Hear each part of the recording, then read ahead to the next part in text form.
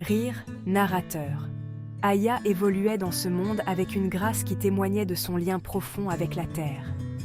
Son rire, clair comme une source de montagne, était une mélodie familière dans le village. Elle était connue pour sa gentillesse, son esprit vif et une âme aussi indépendante que compatissante. Ses journées étaient consacrées à l'exploitation de la petite parcelle de terre familiale, ses soirées emplies de rires et d'histoires partagées avec ses amis sous un ciel étoilé. Ces orchidées sont magnifiques, Kofi, merci. Et ces paniers, Aya, ils sont plus que ce que j'aurais pu espérer. Narrateur. Elle lui offrait des paniers finement tressés, chacun d'eux témoignant de son affection et de ses espoirs pour leur avenir commun. Kofi rêvait du jour où leur famille s'unirait, leur union symbole d'harmonie entre leurs villages. Un jour, Aya, nous construirons une maison sur cette colline, surplombant le fleuve Cavali. Une maison remplie de rires et de l'arôme des épices, mijotant sur un feu de bois. J'ai hâte de voir ce jour arriver, Kofi. Notre avenir ensemble, c'est tout ce dont je rêve. Narrateur.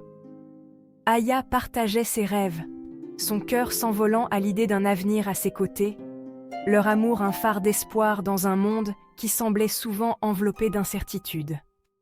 Leur amour était une rébellion silencieuse contre les tensions croissantes qui couvaient sous la surface de leur monde tranquille. Des rumeurs de troubles politiques et de divisions ethniques les atteignaient même dans leurs coins reculés du pays.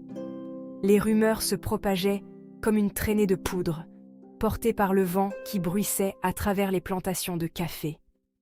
Mais dans les bras l'un de l'autre, entourés par la beauté intemporelle de leur terre, Aya et Kofi trouvèrent du réconfort, leur amour un fragile bouclier contre les ténèbres qui approchaient. Aya, nous devons parler. Narrateur. Un soir, alors que le ciel se parait d'un coucher de soleil flamboyant, Kofi arriva au pas de la porte d'Aya, le visage marqué d'une gravité qu'elle n'avait jamais vue auparavant. Ses yeux, habituellement si chaleureux, avaient un regard hanté. Les miliciens ont été vus dans les villages voisins, lourdement armés et nourris par la haine. Narrateur. La peur, froide et aiguë, transperça le cœur d'Aya. C'était le moment qu'elle redoutait, le moment où les murmures de trouble se transformaient en une réalité terrifiante. Que devons-nous faire, Kofi ? Narrateur. Elle s'accrocha à Kofi, son refuge dans la tempête, sa voix un murmure étranglé de peur et d'interrogation. Il la serra contre lui, son menton reposant sur sa tête, sa voix un doux murmure de réconfort et de résolution. Nous resterons ensemble, Aya. Nous affronterons ce qui nous attend, unis. Narrateur. Mais alors même qu'il parlait, une ombre de doute voila ses yeux. Kofi, où es-tu ? Narrateur. Aya, le cœur battant à tout rompre, cherchait Kofi dans l'enfer. Elle entendait sa voix l'appeler, mais la foule paniquée se pressait entre eux, un raz-de-marée humain poussé par la terreur. Elle l'aperçut un instant, le visage couvert de suie, les yeux fous de peur alors qu'il se frayait un chemin vers elle.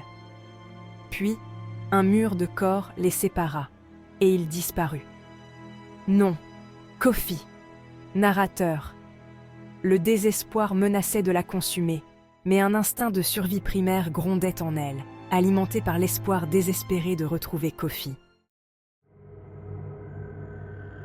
Kofi, Kofi, où es-tu ? Narrateur.